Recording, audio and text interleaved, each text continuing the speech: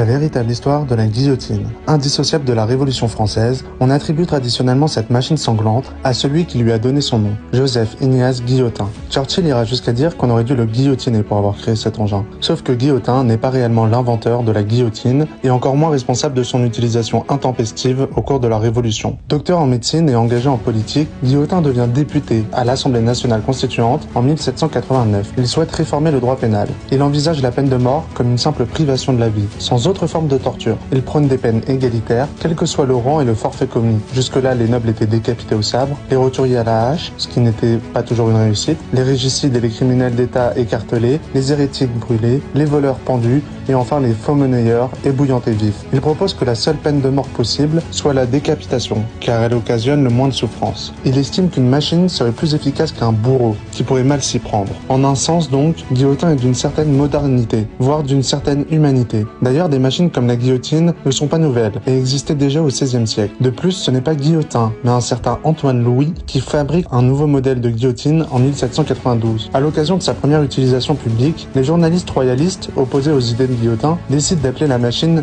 guillotine, ce qui sera relayé massivement dans les journaux. Guillotin tente de se défendre et de se dissocier de cette machine infernale, mais en vain. Le nom le suivra toute sa vie. Impuissant et dégoûté de l'utilisation abusive qui en est faite par le régime de la terreur, il se retire de la vie politique et se réfugie à Arras pour se consacrer à la médecine. Victor Hugo tentera de réhabiliter sa mémoire et dira « Il y a des hommes malheureux, Christophe Colomb ne peut attacher son nom à sa découverte et Guillotin ne peut détacher le sien de son invention ».